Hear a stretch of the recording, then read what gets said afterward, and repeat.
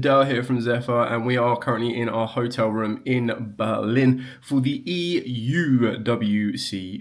So today was the first day. It was basically the pre-registration day. There was a couple of technical hiccups. You would also probably would have seen on social media how busy it was. So the kind of layout was that there was 2 batches of tickets dispatched or like kind of given out once you had earned your invite. There was a technical glitch at the second round of this, which basically meant that there was a load of people that didn't have their ticket but still had paid for the hotels and everything else. So there's a lot of people that are actually here, and they were told that by 5 p.m, if they were able to basically get another chance to get a ticket to enter, because people that weren't no-show or didn't turn up or anything like that. So it was crazily busy. I think a lot of people underestimated how busy that was going to be, but from the sounds of it, quite a lot of people actually got in, so I'm glad that that happened. We got to register very early. The best thing about your Euros, so anyone that is new to Euros or WCQs or anything like that, is you get some really kind of cool entry prizes. So for start off, you get a coin. It will either be gold or silver. Gold is obviously a little bit more rarer. Hopefully the camera will focus on this one. So I got the Goblin Attack Force. There we go, as a gold. So really kind of cool on this one. The only thing I don't like about it is you can hear it clattering around, is that the actual case for it is a little bit bigger than usual. We also got the World Championships sleeves, which I'm actually really happy about because I like these. These are the ones you get at Nats, and I thought these are probably like the nicest looking sleeves we've had for a long time. Then the other thing that we get as well, hopefully with the camera switching around and coming down, is we got this awesome Vanquish Soul mat for entry. So I'm actually happy we got this one. Unlike the, I believe the Infinite Impermanence one is actually stitched around the edges. This one isn't. But I do like the general design of this. And I said this before because it is exactly like the Vanquish Soul art type is. That it's kind of like a game select or character select screen, which is really kind of cool. There's a lot of speculation with this zone once, when this came out, as if there was a new Vanquish Soul monster. But basically that is just like, this is the character that's selected up here. And then this is the randomized button for you to select. But I really do like the mat. I think it's really kind of cool. So now swinging back to me. So we've pre-regged. We have technically, at the time of recording this video, 8 minutes to get the deck list in, which is a little bit later than usual. Usually it is a 7 p.m. Kind of like cut-off, but because of the technical issues, they moved it to 9 p.m. I've submitted my deck list. I am going to be running Yugioh Fiendsmith. I've been practicing it quite a lot. I've changed a couple of playstyles and a different bit of text. My side deck I'm still not 100% sure on, and I made a last minute change to my extra deck because I couldn't decide which one of my extra deck I wanted to cut in order to make it a 15 card legal extra deck. So we'll see if that comes back to bite me in the backside tomorrow. Touch wood that it doesn't. But yeah, that's going to be very interesting. I'm going to do a bit of a montage as well so you can kind of see the environment of Euros and everything else. Like I said, we didn't really get a lot of time to really enjoy it. We got to see a couple of vendors, or I did. I ended up picking up an Exodia core for about 30 odd quid or 35 quid. And I picked up some of the coins from number 2, like the second batch of these, because I didn't get a chance. Like the second batch was, we didn't get any European YCSs, and we got like Dark Paladin, there is Blackluster Soldier, and then I also got Jinzo because it was like €8. I was like, that's mad. So there's a couple of more for version 3 that I want to get, which would be really kind of cool to pick up. Like I said, I'll do a montage of everything so you can kind of see the layout of what it's like. I think one big thing that's been missing from Euros, that has been missing since COVID, is they used to do these like carnival games, whereas basically like not attack a giant card, but you used to do like a door on a giant card, and you'd get a stamp, and then you would go and do like a tutorial on Master Duel or something, and they would give you a stamp, and then you would do like little games that were really kind of cool. There was like a throw a ball into the hole and everything else. And basically the idea is, once you got your free stamps, you did all of these events, you went to this giant wheel, you spun the wheel, and then it gave you a random prize from something like a random pack to a mat was like the best thing you could get. I think that's obviously changed for the prize wall, but I used to like that because it basically gave you something to do if you weren't doing the side events, you weren't in the main event or anything else like that, and it was actually really fun. Like one of the greatest memories we ever had as a team when we went and did this was we basically OTK'd in the giant card duel, which is really funny because basically like each player gets given one giant card and then you play it as a normal duel. And I'll never forget this, that Joe managed, we had like combo in hand, and Joe was like, at that point, was a massive fan of the Bomber Dragon, and he's like, guys, we can make Bomber Dragon and we'll win. So we made Bomber Dragon, and we ended up winning, which was really funny. Another thing that is missing is the token booth. So there used to be an area where you'd go up, you'd select the background you'd want, they would take a picture of it with this background and then print it out as a token for you. There is a green screen kind of element that you kind of take a picture yourself. I think it's just digital, which is fine, but it's kind of just these little touches that I really miss. Like, I love being able to look back from my binder and be able to go, oh, that was the year we did that was the year we did that, and that was the year we did that, because you'd get like a group photo and you can kind of see the developments of the group and how the friendship kind of element changed and everything else in between. Anyway, so I've babbled on long enough. What we'll do is we'll cut into a montage. I'll show you a little bit more of that. And the idea behind these vlogs is just to kind of talk you through what you might expect at Euros. Like, you would expect loads of people at Euros. It's going to be like one of the biggest events you're ever going to attend, unless you go to an American event. And then, of course, what you can expect from getting your entry stuff that you don't need to pay for. You just need to get here and earn your invite. And then everything else in between. So we'll go for a montage, and then I'll give you updates throughout every round, or maybe in like a block of rounds like I did at Nationals. Just kind of give you an update of how it's all going. Anyway, catch you in a bit.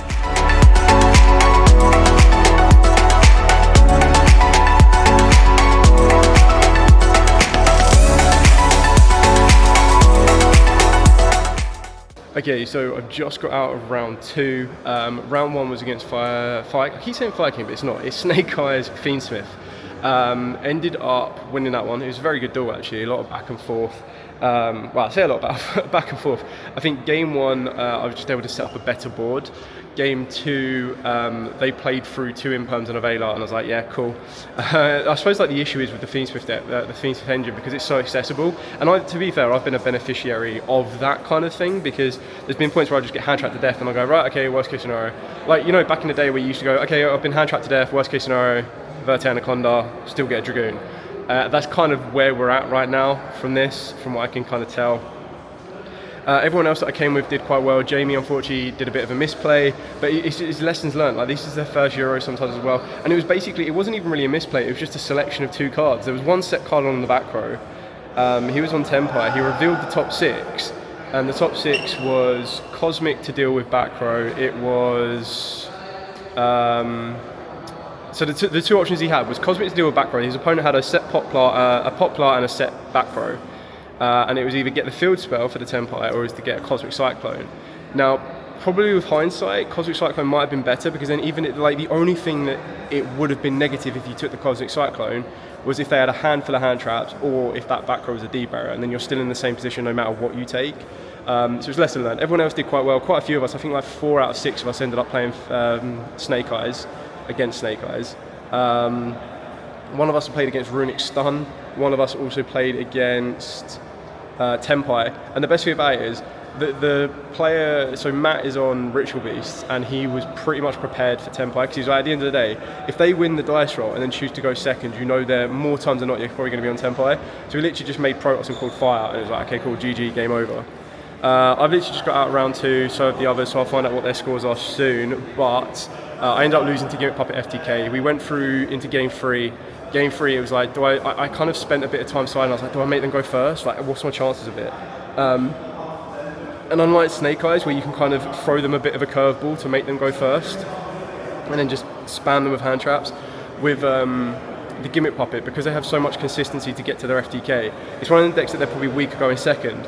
But the issue is going into the side, I was like, if I let them go first and they play Mole Chummy is a big issue for me. Ultimately, they ended up opening up 2 1-card combos, Lightning Storm and Evenly, and I kind of focused myself in as I was building my board to make Desiree. And I could deal with one of them, but obviously I couldn't deal with both of them because I didn't make Varudras. I made a different kind of play, and my end board was Phantom with Lotus, and then it was Desiree with the Unchained Trap card, and then ultimately they went Lightning Storm, and I went, do I really want to lose all my back row? Like, if I lost my back row, I lost Desiree's negate, I lost everything else. I was like, right, okay, well, I'll Desiree negate that. And then they went Battle Phase Evenly, and I was like, yeah, okay, cool, that's kind of what's going to break my board. I stayed with the trap card, and then they activated the field spell, which then made all their Gimmick Puppets unaffected by monster effects. I was like, okay, cool, so my rage is completely turned off now, and there was nothing else I could do. They had the Horus engine as well, which is why I thought it was even more risky to let them go first, because like, they'll set up a rank 8 and then that will cause me more issues. I think Gimmick Puppets is a really good deck. I just feel that it's one of the ones that is so zero focused on going first, and it's one of the ones that if you see the right hand traps, stuff like your Bestials, if you see the right hand traps like Nibiru, you stop them. But if you don't see them, it's very, very difficult to stop them, especially when they set up all their protection, and the jury doll, like the little baby in a pram, like being able that your opponent cannot respond with monster effects on your, and then getting the other one that means they can't be targeted. Like, they've got a lot of ways of making all their stuff mini towers, which is really kind of cool. So yeah, it was a lesson learned, something to see going forward. I definitely think it's one of the best budget decks around. Maybe it's a little bit more expensive because some of the cards in there have gone up in price, but even then it's still kind of cool. We're going to head back in shortly for round 3, and then I'll try and do updates as we go, as well as put in more B-rolls so you can see what the venue and everything else is like. So catch you in a bit.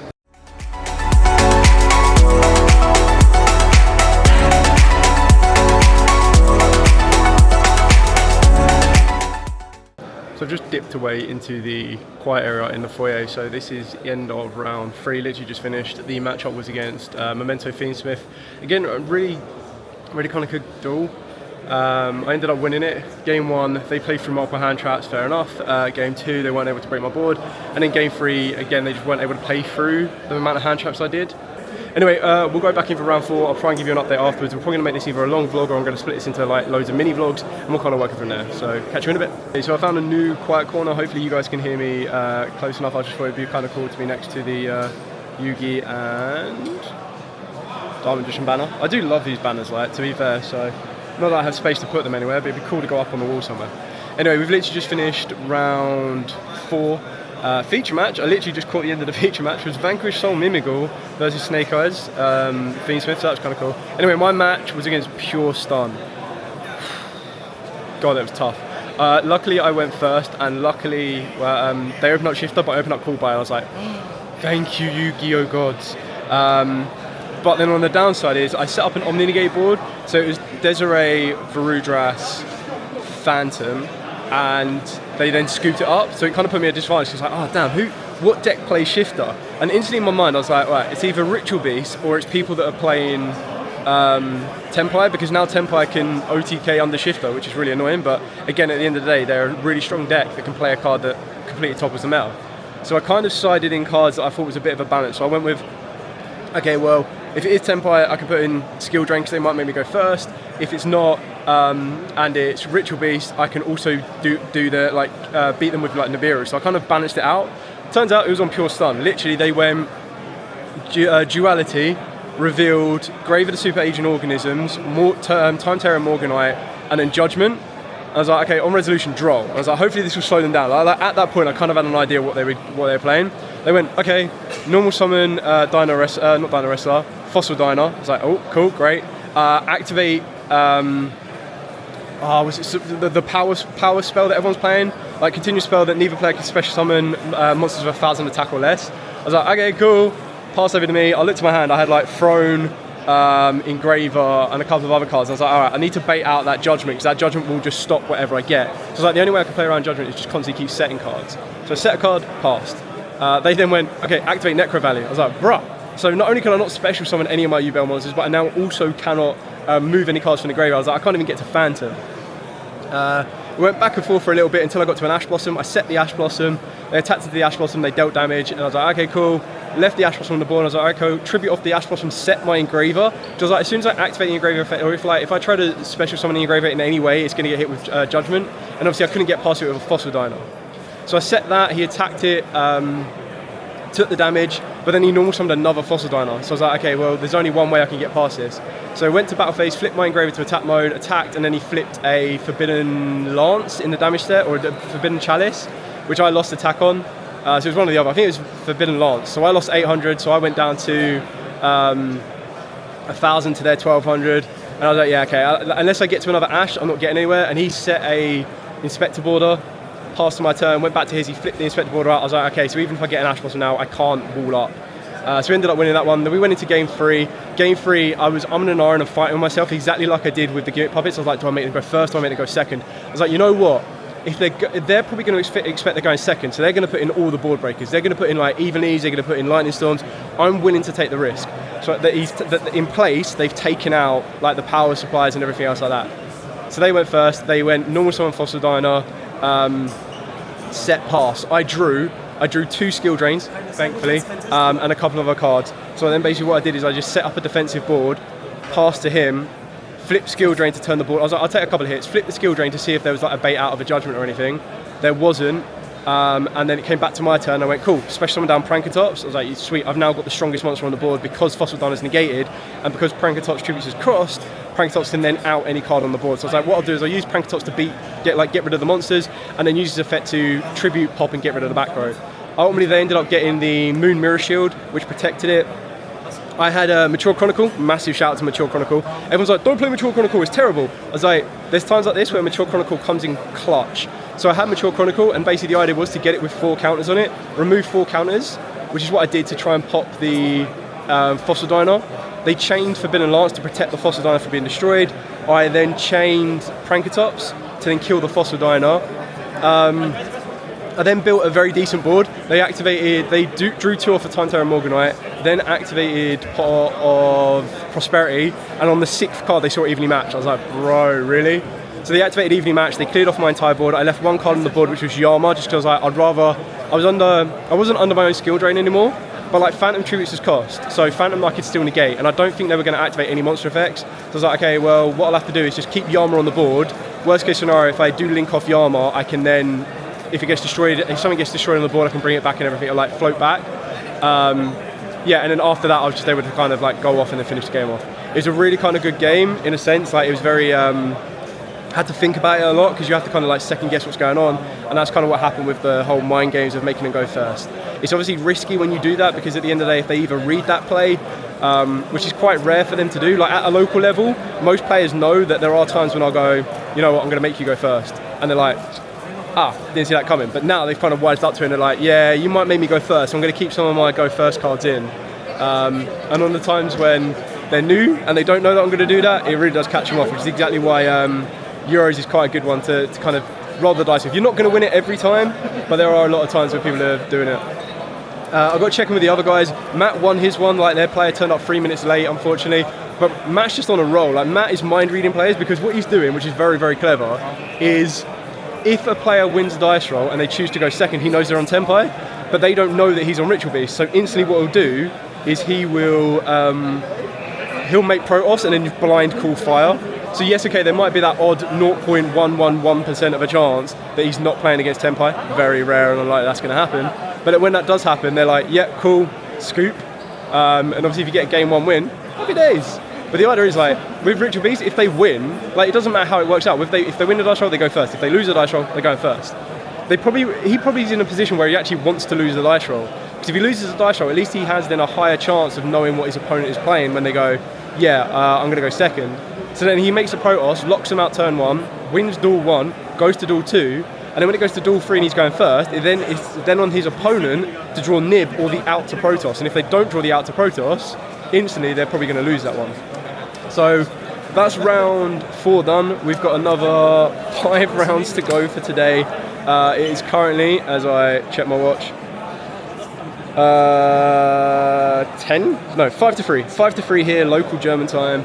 So another 5 rounds. It looks like we're now starting to get on a movement of 1 round every hour. So another 5 rounds, probably looking at we're going to finish at about 8 PM tonight. And then we'll be hopefully swinging into day 2. If not, we'll be doing side events and vendor in day 2. So we'll catch you again in a bit.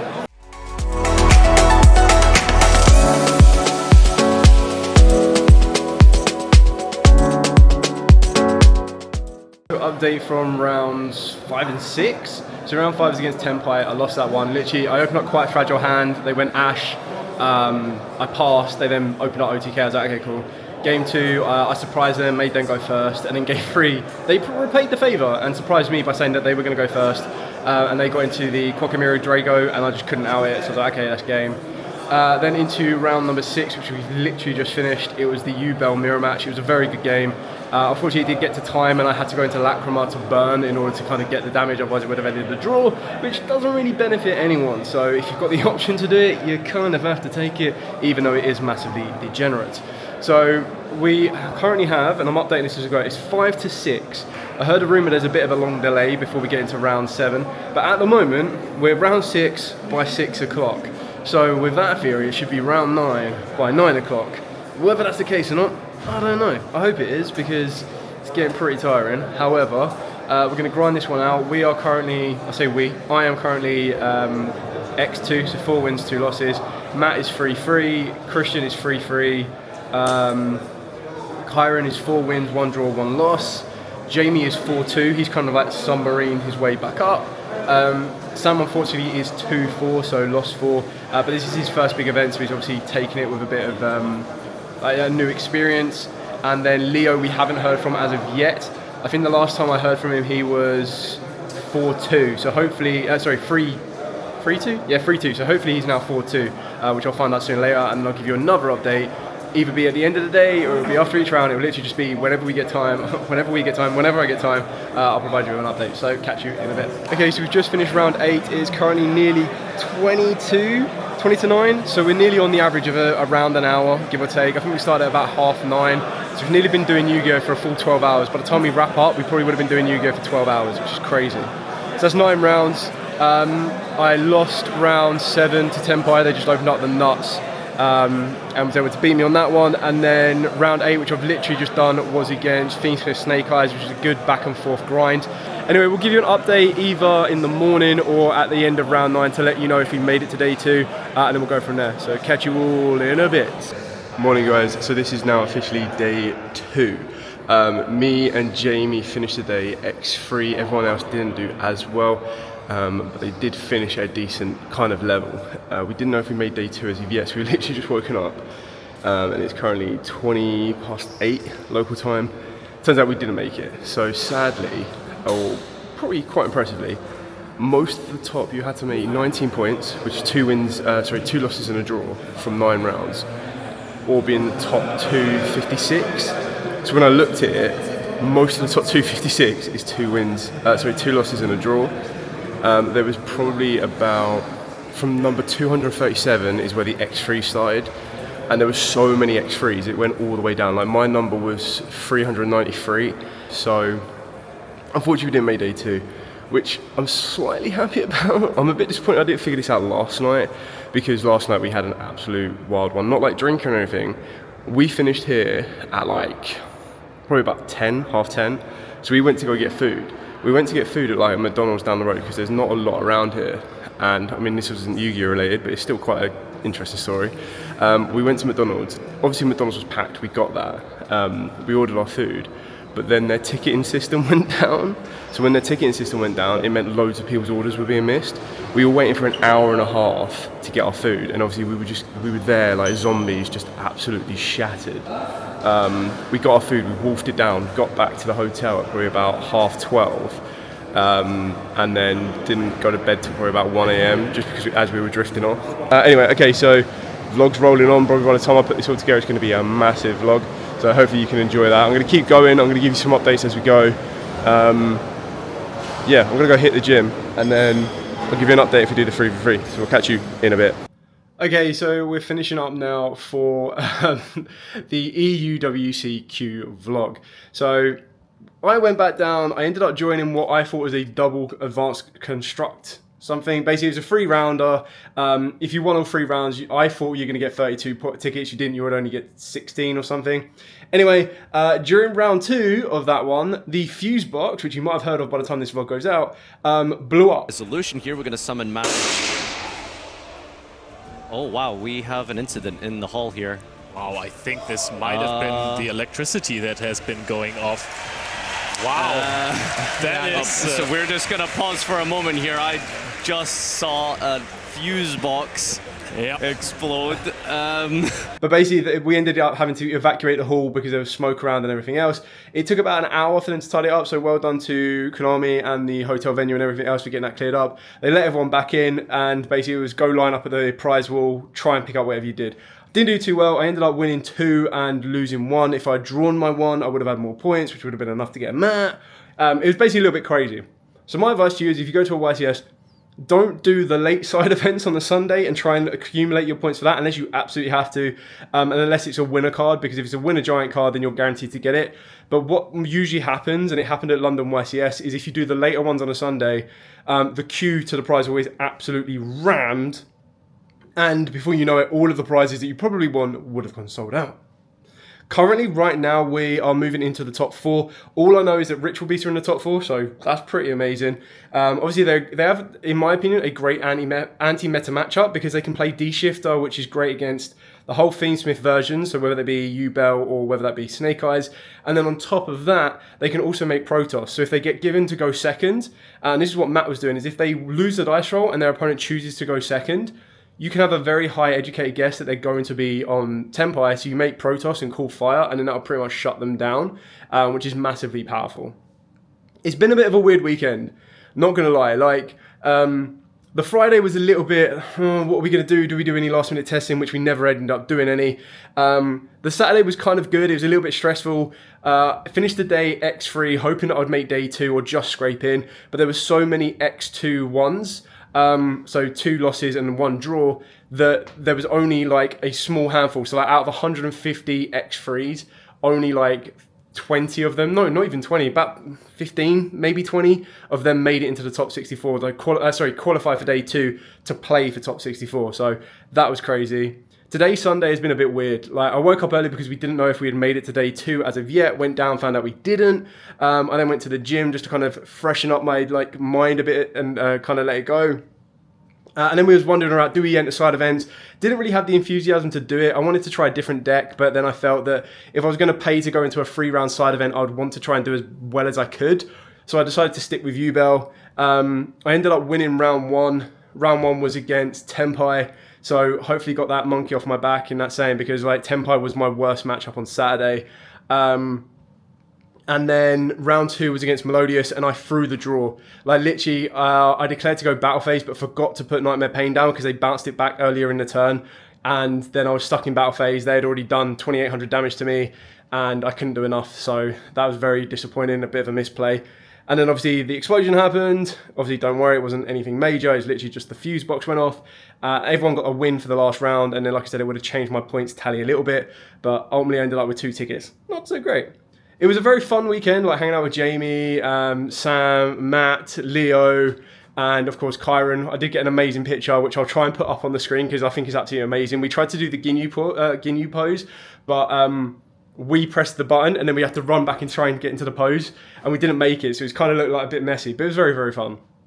That's it for the entire vlog. I hope you've enjoyed this. I'll try and get a little bit more. I'm hoping that I'll be able to get a bit more B-roll, maybe to finish this off as the celebrations erupt for the winner. But we are starving. We're going to go get some food. We had an incredibly late night last night waiting for our food from McDonald's. And we've got a very early morning wake up in order to get our flight tomorrow to get home safe and sound, to try and recoup and get back into the realms of normality. I would not be surprised if we see a ban list. I highly expect we will have a ban list and something changing for the YCS in Lille in September. So whether I'll still be on the same day, it depends what gets affected. I would like to think that Euwcq will survive, but then I feel if that happens, Euwcq still would probably become the first, if not second deck. When you look at the representation for the top 64, it was nearly 50% Snake Eyes, then it was 14% Tempai, 12% or 9% Euwcq Fiendsmith, and then kind of filtered down from there. So you can probably expect that Snake Eyes is going to get a big slap on the ban list, and then they might touch the Fiendsmith engine to make sure it's not as splashable, but then I feel Euwcq still survives that little bit, and it will depend to see how that deck can do going forward. Anyway, we will catch you in a bit. Hopefully we'll lead out on a bit of B-roll, but if not, thanks so much for watching. Don't forget to like, comment, subscribe, share. Till next time, as absolutely always, stay safe, and of course, happy dueling.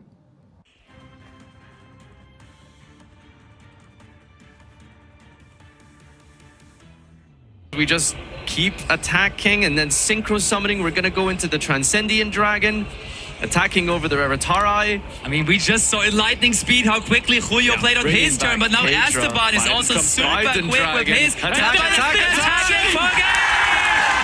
a new European champion, and his name is Esteban Rey from Italy. It's a dream. I don't have any words for this moment. I mean, it must be monumental. Congratulations. Honestly, what an achievement. We have our Konami representative who is going to hand you your trophy. This is your prize for winning the 2024 European Champion of the WCQ here at Berlin. It's Esteban!